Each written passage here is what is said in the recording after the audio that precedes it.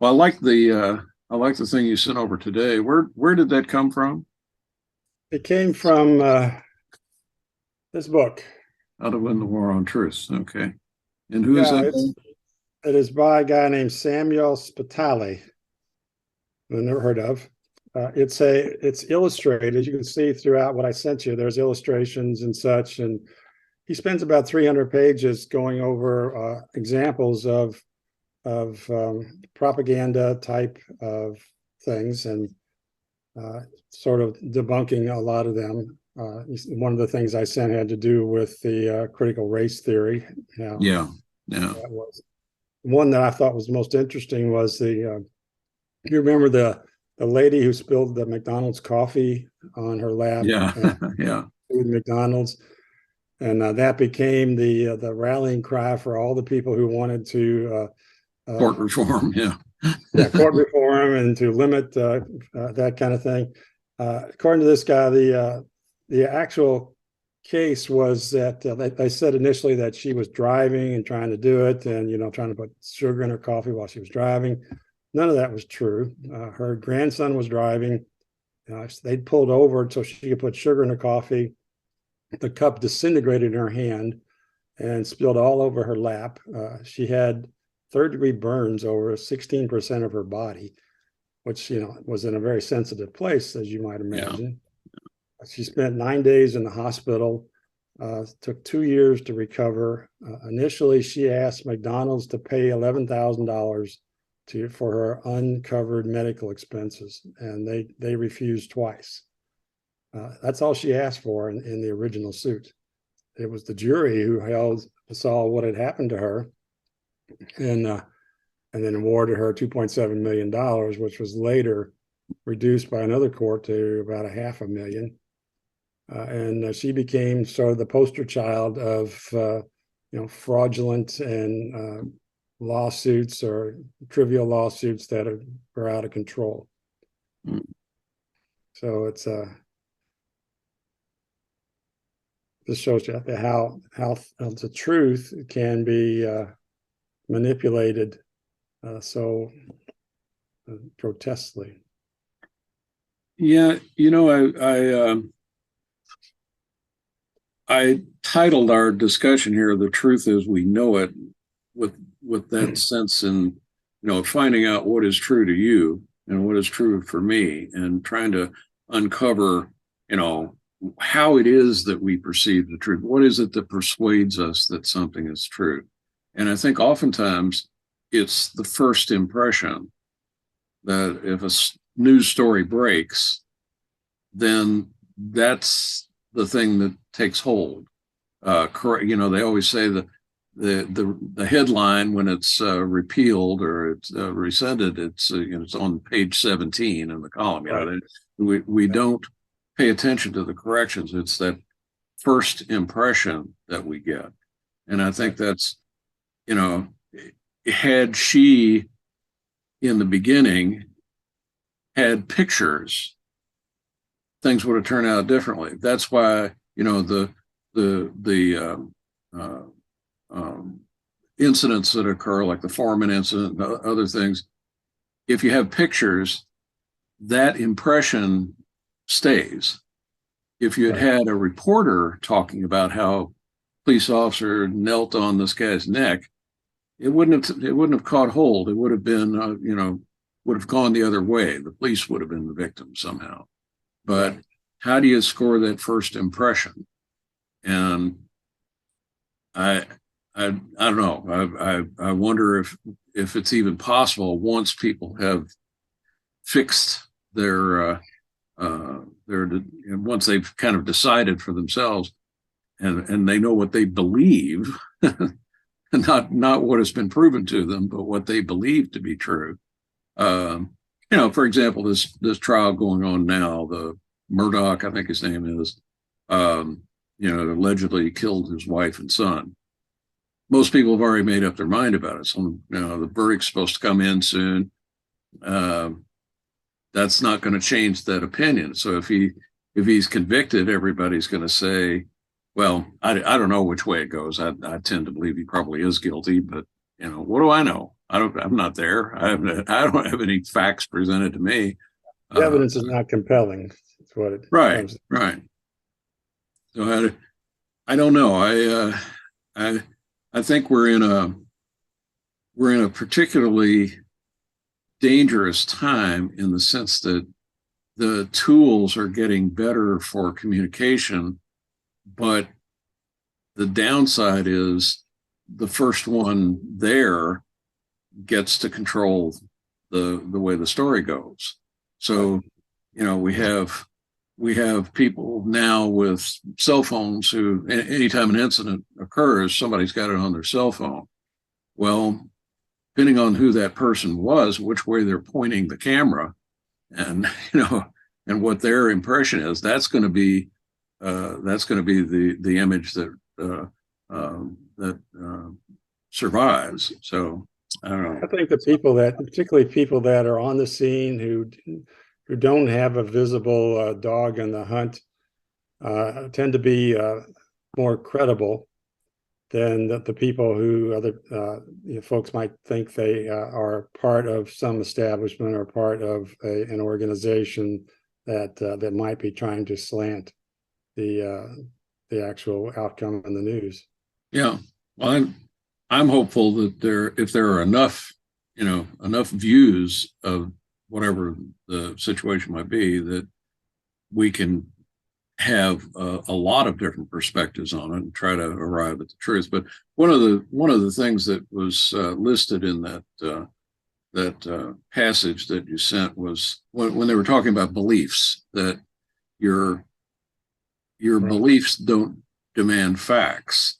And I think what I've seen and what we've discussed in several different topics in the series is how when you confront emotional and logical arguments, the emotional argument always remains the same. I mean, people can be convinced by a newly revealed fact, and they can change their mind, change their viewpoint.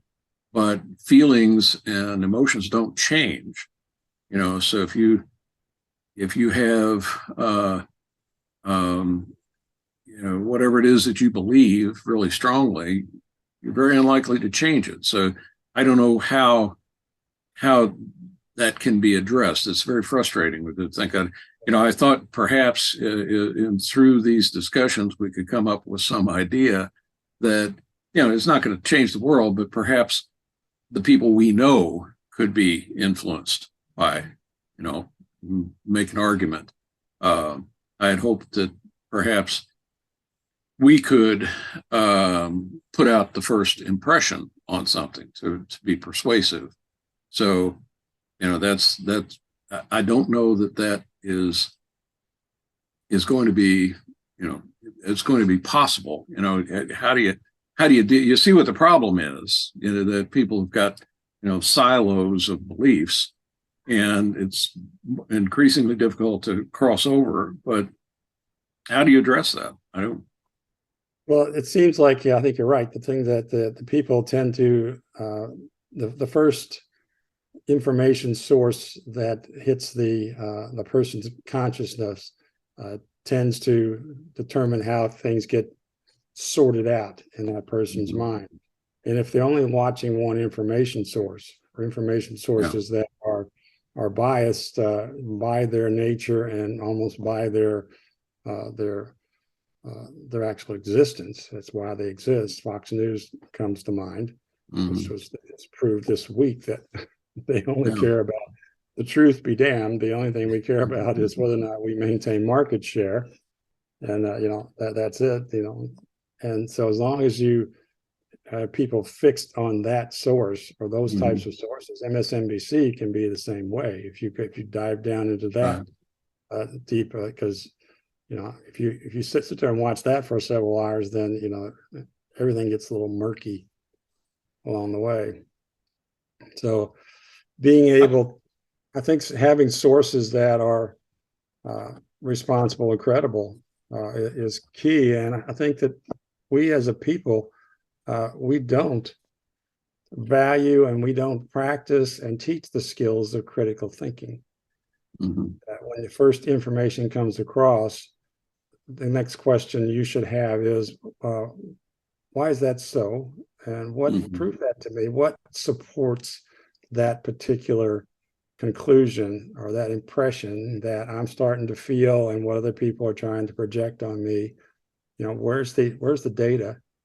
Where's the real life? Critical race theory, I think, is a good example. According to critical race theory opponents, it's being taught everywhere. Children are being sent into situations that are damaging them emotionally and corrupting their lives. And you know, they're all going to be in therapy someday because of being exposed to this. But no one has shown any cases where it happens, whether it's been a negative experience and what's happened to that person. You haven't seen 8-year-olds being interviewed about what it felt like to be whipped by a black kid, you know, faux whipped by a black kid in class while they were practicing reverse slavery.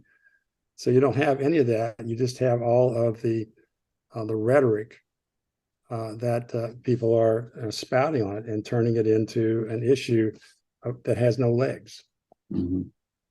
Somebody has to ask the question, well, prove that. The election is the same thing. You know, where is the data? What supports that the election was stolen? You know, I did a whole thing with my cousin who was on the far right about that, and at the end I said, if you can prove who did it, where they did it, how they did it, then you should call the FBI right away, because they would like that information as quickly as possible. Yeah. So she just accepted it because somebody said that, you know, it's bad and it's been stolen, and so there you go. And they don't question, is it really true? Yeah, it's the power of, I guess it's groupthink that what you see happening on both sides of this. Now, I tend to watch the left wing, the CNN, the MSNBC version of it, but it's certainly true on the Fox channel as well, and on One America and all of them, is you have people in an echo chamber who you don't see any arguments usually on any of the channels. They're pointing to the other side who's not there, and they're making allegations about them. And I don't think that's helpful, even if, as I would believe, the allegations that MSNBC makes about Fox are probably true, and not vice versa. It's still not a good way to present the information. What I've always wanted to see is, Rachel Maddow and Sean Hannity together on the screen, and let's discuss this issue and let's see who has the evidence. That would be productive. You know, that would be very helpful. If every night you could have people from opposite sides address the issue of the day and say, here's the evidence I have. What do you got? And you don't even have to decide who's right and who's wrong. Just present it. I think that would be very helpful.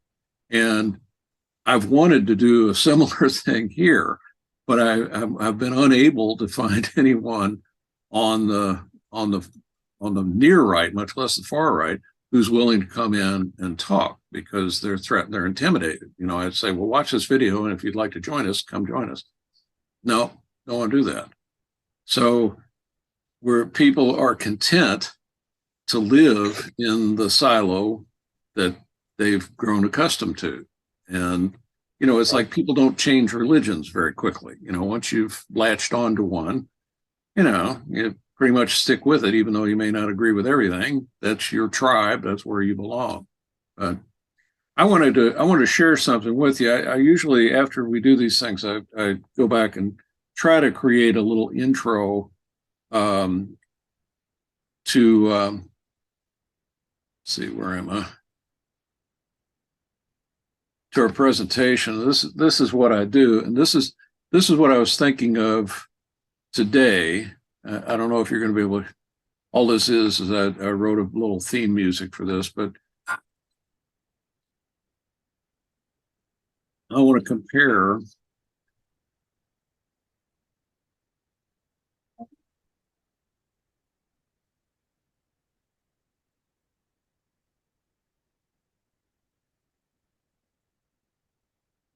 and that's I'd like to. That's what I wanted to address tonight. Is as I saw Rupert Murdoch on uh, several different channels this week, and it just occurred to me he's doing the same thing. He's doing the same thing that Bernays did, and he's just a little bit more. Um, I hate to use the word honest, but he's more candid about it. He says, famously that it's not about red or blue; it's about green. And I've heard him say that many times. It's about getting ratings. And right. Whereas Bernays felt like he had an obligation. Bernays, I saw an interview recently. I don't know if you ever saw this or not, but David Letterman interviewed Bernays when it was not long before his death. I did see that. It was fascinating because he was talking about what he had done. And Letterman, who's fairly well informed, had no idea, and I had no idea what this guy was doing. When I think I watched it live when he did it, and I just remember this old guy coming in talking about doing stuff with old presidents. It didn't register with me. I did see maybe just a part of that. And Bernays came in, he sat down, and Letterman was calling him Dr. Bernays. Yeah. And Bernays says, "I'm not a doctor, but as long as you keep calling me that, people will believe me more." Yeah, exactly. But it hadn't occurred to me until I was listening to Murdoch and listening to people talk about Murdoch that he's doing exactly the same thing. His goal is different from Bernays. And Bernays, I take him at his word. He wanted to help facilitate democracy by guiding people and forming their opinions in the same way that a preacher would, I suppose. You try to be persuasive. And he used techniques that his uncle had pioneered to achieve what Bernays thought were laudable goals. Now, I don't agree with him. I think overthrowing a Central American country is not exactly a laudable thing to do. But his intentions were good. Whereas with Murdoch, his only intention is to make more money. He's not even from here, so he has no stake. And it's all entertainment for him. What are people going to watch? So when this issue of the election comes up, and okay, do you report this, candidly what the truth is, or do you flavor it and throw in some conspiracy theories? Well, the only question for him is which one's going to get more viewers. Right. So it's the same technique, and it's like most things in technology. You can use them for something good, or you can choose to use them for evil. But the techniques are the same. And I guess what I'm pointing to is, how can we use the techniques if these are so effective? Is it right for us to try to brand some propaganda to be persuasive for people? So I don't know the answer to that question, but I feel like the Republicans tend to win those things by, as you mentioned, with critical race theory. It's another thing that Democrats are not really defending, but it's what the Republicans are wanting to throw on top of them. Critical race theory is a terrible threat to our children. Well, why? Well, blah, blah, blah. But once that has been set in the mind of a whole lot of people, difficult to change them, even though they don't know what they couldn't define it. They don't know what the hell it is, but it sure sounds bad. That's right. Well, one of the things that in the article stuff that I sent you is that the critical elements of propaganda, you start out with reduce the story to black and white, and you play on an implicit bias, which critical race theory obviously is the racism issue. The transgender kids is obviously the gay issue, so forth like that. That was my question for tonight, by the way, is do Democrats do this too? And if they don't, should they? And what would it do to us if how would it affect our brand if we were out proselytizing things that weren't essentially true?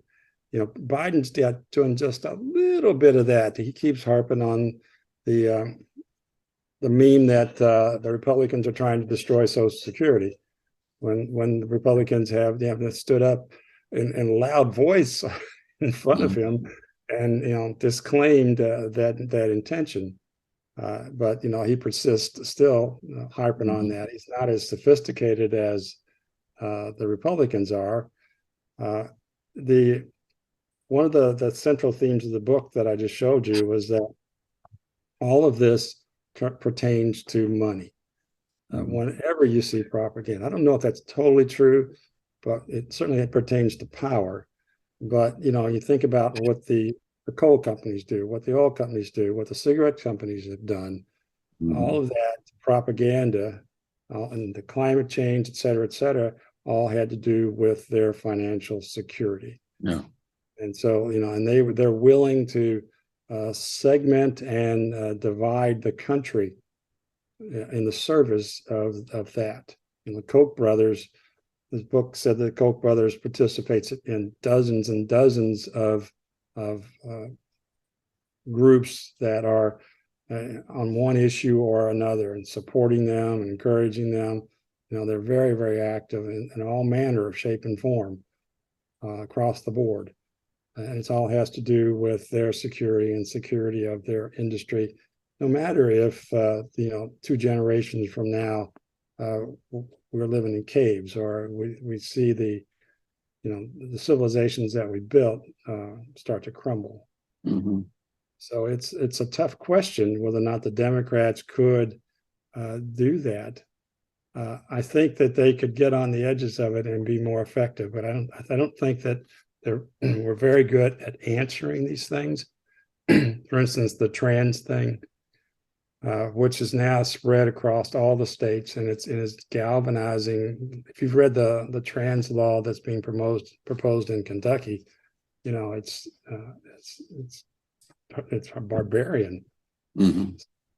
Jail sentences for people who perform break this law and all that kind of thing, losing licenses. But there's been no pushback. No one showed the impact of doing something like this. They haven't brought out and stood up and said, there is another side to this story. Yeah. I'm puzzled oftentimes because many of the folks who would be promoting laws like that, and anti-abortion laws and other things, seem to be rooted in religion. At least they would tell you that this is springing from the faith they hold. Right. And yet it's a contradiction to at least the Christian tradition as I know it. Maybe not the tradition, I shouldn't say that. It's a contradiction to the Christian ideal. Right. The Christian tradition includes crusades and witch burnings and all kinds of things, but they're professing on the one hand to hold a higher standard. One of the things the article mentioned was about core values, and you can't legislate core values. Core values come from the core, come from within.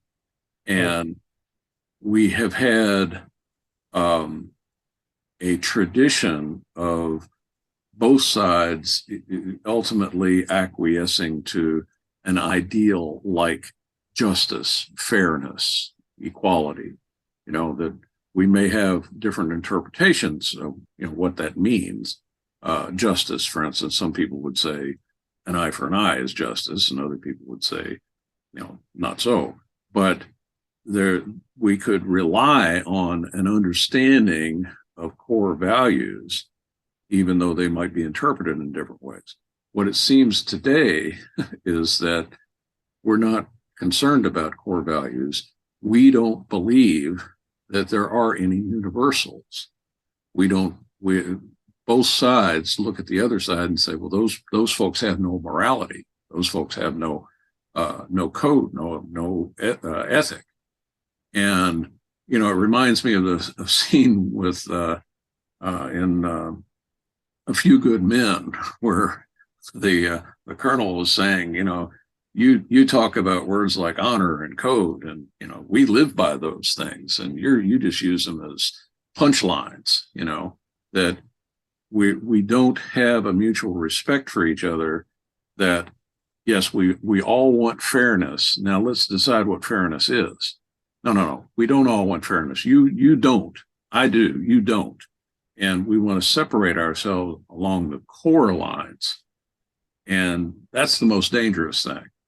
Right. If you think people don't share basic values with you, then there's no sense talking with them. There is no compromise. And I don't think it's true that we don't share common values, but I think that's what's being pushed. We're not saying the Republicans are wrong. We're saying the Republicans are evil and stupid and so forth. And they're saying the same thing back at us. And the propagandists use that because that's what evokes feelings. That's what evokes the emotion. I'm not just promoting an idea. I'm fighting off the devil. I'm fighting off these horrible people on the other side. And that's what you were saying, is that's how it works in propaganda. Is you bedevil the opposition. I was watching the Daily Show the other night, and Hanas Hassan, I can't remember his name, who I'm talking about. He was talking about the testimony from Rupert Murdoch, and Murdoch, who was the progenitor of the much that is now the Great Divide, and is now more or less being controlled by his spawn, because he was afraid of those people leaving him because he wasn't catering to the beliefs that he actually helped develop in them. And how this has flipped around, where the controller is now being controlled by that. We have all these millions of people out there who are wrapped up in beliefs that we think have no reasonable basis. And that's sort of like how things have gotten out of control. Yeah. I heard someone on, I guess it was on MSNBC, talking about this, and the fact that Fox News was not reporting the story of Rupert Murdoch's testimony. They weren't saying anything about it. And the commentator said, well, that's the thing is, folks who watch Fox, none of the folks who watch Fox News are watching you, so they don't get this news. Right. And I think that's the thing that makes it, you're not playing with the same deck of cards. You're having Kellyanne Conway's alternate facts has become a reality, that there are alleged facts on both sides that never truly get challenged because of the silos that they reside in. So there's no conflict. That's what I said. I would love to have a point counterpoint kind of view. I think there's a market for that, actually, to be able to find someone. It used to be on on PBS when as part of the when Mark Shields was still on there and David Brooks would debate, they were pretty much on opposing sides. Over time, though, David Brooks has become he is on the left now. You know, Republicans wouldn't even perceive him as a conservative anymore because, you know, I think he's an honest guy and he's saying what's true, and you know, he can't argue the Republican line. He can't be the the opposing view. It's just not there when you're faced with lies. William F. Buckley used to do that way back when. And yeah, he was always on the right, but he would bring on people on the left who were, you know, credible spokesmen for the positions that he was discussing. Yeah. If you've ever watched the Margaret Hoover show on PBS, she is the great granddaughter of Herbert Hoover. She's a Republican, but she's sort of a left-leaning Republican and pretty fair. And her show is called Firing Line, and she mimics that off of that and plays snippets from Buckley from way back when that's pertinent to the discussion that she's having. So, you know, there was a time when that dialogue could take place, but it's no one's, you follow the money. You know, will anybody watch that? Is the key. That's the issue. If you could draw huge audiences for people to sit there and watch, you know, X person and Y person, you know, go at it and talk about these things, then you would probably you would have those shows. But it probably makes both sides uncomfortable. Yeah. I don't know that my vision could ever become reality. That I don't know whether there's a large enough audience to actually view a truly fair and balanced presentation. And I suppose the difficulty is who decides what's fair and balanced. You know, if you're talking about an issue like climate change, you know, 99.9% of the scientists agree, and then there's this lunatic fringe, and to present them side by side as co-equals is really not an honest way of presenting it. That's right. So I don't know. We have that reduction to black and white you were referring to before. I think that's part of what the real danger is, because issues like the climate, or even social issues like abortion or transgender rights or whatever, they're not simple issues. They're not, right. It's one way or the other. You can't, and painting it that way just it precludes discussion. You know, if you've already established two firm camps, you've declared war. There's no more negotiation. Right.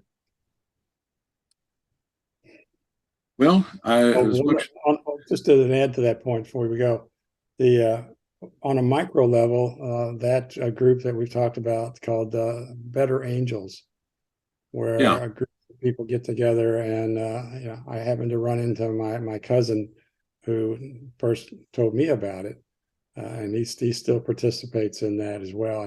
He doesn't send me the results anymore, but nonetheless, it's maybe it's such that has to happen on the micro level, on the personal level. Yeah. Because when it's so abstract or so distant, and you find that the message challenges not only what you've believed, but what the rest of your tribe believes. Mm-hmm. And in order to not believe that, or to have doubts about this particular issue or that, we'll get lots of resistance from the tribe that you belong to. It could be your church, right. It's your community, it's your relatives, and all that, and the whole area that you live in some cases. That's a big ask. Yeah. if you find out more about that, someone else had mentioned that to me before, and I made an inquiry, but I didn't get any response. I'm intrigued by the idea. Better Angels is what I'm talking about. Right. I'm intrigued by that idea, and that might be something I'd like to get involved with. I'm looking for ways to, uh, to do some crossover. I'm also interested in there's a group that I just did application for. That's an urban rural exchange. This is a discussion group that will meet different places. This is in Kentucky. Right. And they last year they met in Irvine, Kentucky, which is in Estill County, Eastern Kentucky. It's actually where my mother was raised, and that's caught my attention. But I would like to seek out those things more often. I was mentioning the silos we live in, and for whatever reason, I feel kind of I value all my friends, but I think because the reason they are friends is that we share a lot of the same values. Our perspectives are similar. It's difficult to find people with whom you don't agree who want to hang out with you. It's just not.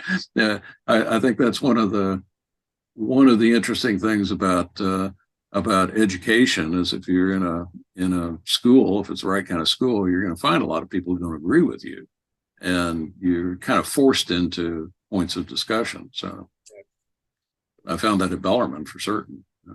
We have a group of friends that are all liberals except for one guy, and he's very not. And but he participates in the group, and he comes to all the parties and whatever the events and all that. We just all know, don't talk to John about that. Don't mention that. Yeah, don't bring it up. John plays Santa Claus at Christmas, and we give him got lots of points for that.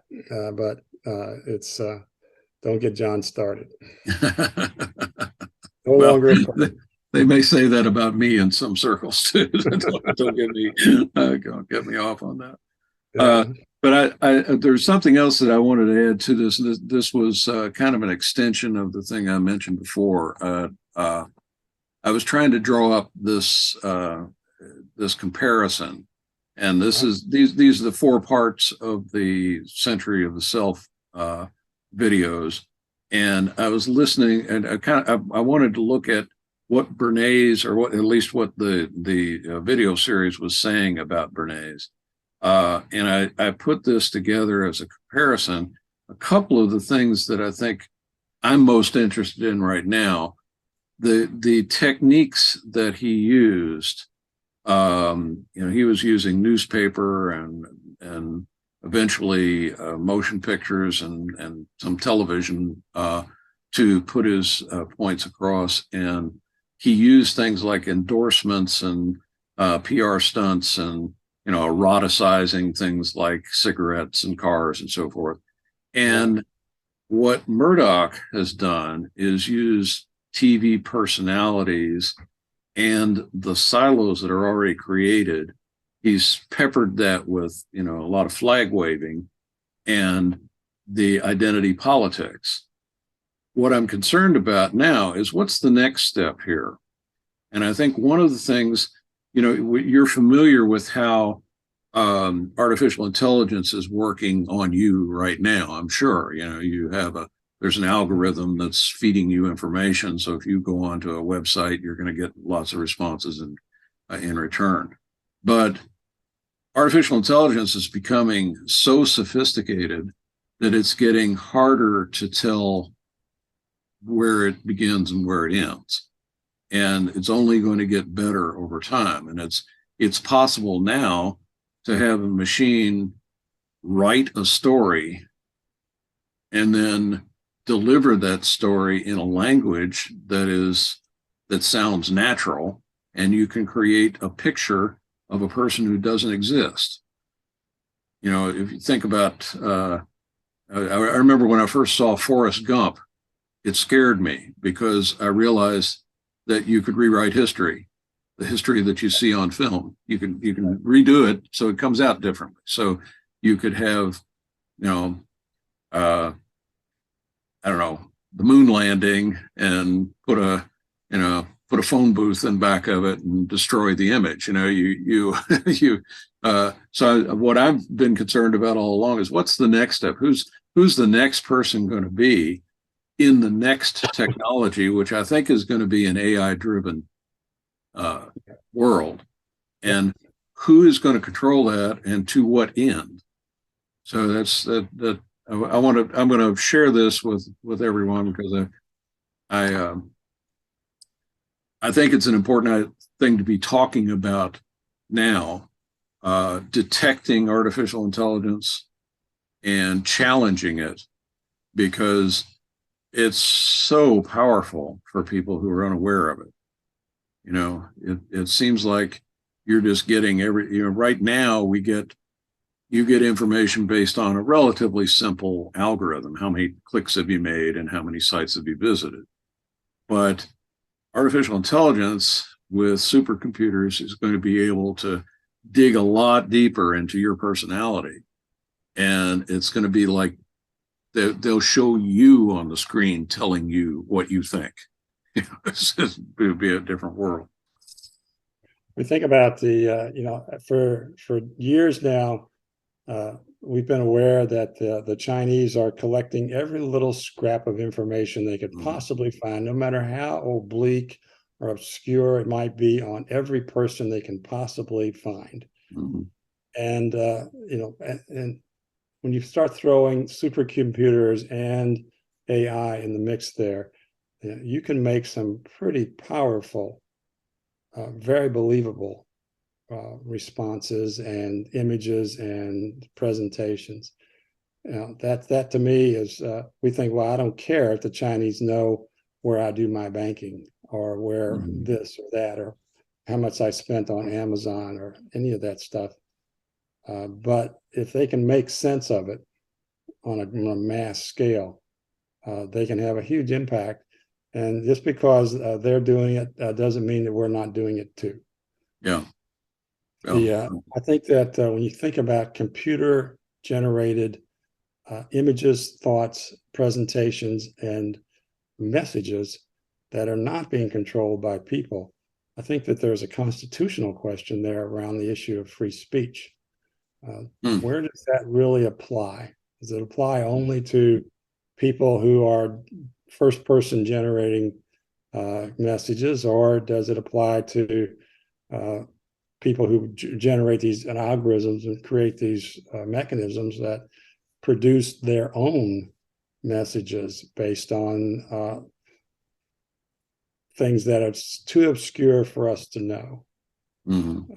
It's a real threat. And this country is very laissez-faire when it comes to controlling speech. And there are countries in the world, I understand in Europe, politicians or campaigning are not allowed to criticize or send negative messages about their opponents, and not to do what we do. Where is Dee Huddleston? Those kind of things. And they control that, and yet they continue to exist as functioning democracies. And where is going to be the line that we draw from the standpoint of protecting the people from God knows what, and from God knows where? Well, creating that dichotomy that's the work of propagandists who are competing with one another and using us. This idea that if you think about anything else in your life that deals with a group of people, you're trying to decide, what movie to see or what restaurant to go to or whatever. There's a natural tendency to want to form unity. We've got to find something we can all agree on. And that I think is a natural human tendency. And it leads to tribalism, but it also leads to nationalism and religions and all the other things. We're looking for the shared values, things that we think are important, or strategies that we think are best. And allegedly, democracy is intended to do that. It's not about battling it out. It's about all of us trying to find the best idea and allowing free thought, so that no matter how bizarre your idea is, you have the right to express it and see if people, want to come your way. And the destruction of democracy is when you split the group, you divide and conquer. That there's no longer this tendency to want to come together. There's the tendency to want to destroy the other side. And that's the end of democracy.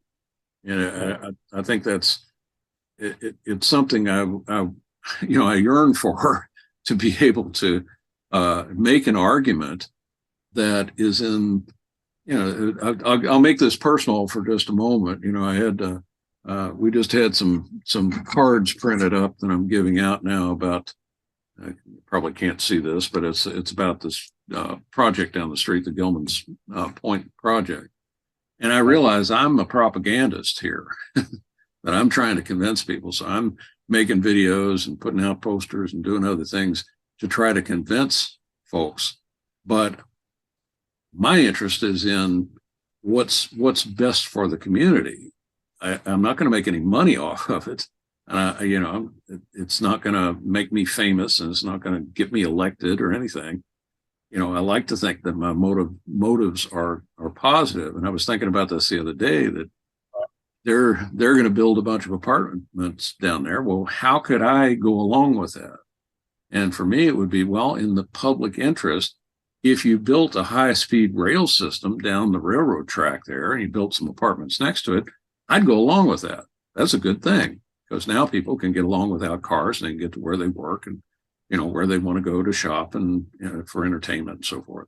So how do you get people to elevate their sites so that it's not a matter of fighting over who gets the pie or who gets the largest piece of the pie? It's a matter of how can we make the pie large enough that everybody has enough? And Right. I don't think, I think the struggle is not between these two camps of blue and red. The struggle is between the competing economic forces. Right now, it's, we're looking at change in energy forms, and that's a big battle. If you want to get away from fossil fuels and go to solar and wind power, that's a big battle. And there's going to be propaganda on both sides of that, and we're hearing it on the electric car side now. I'm interested in electric cars.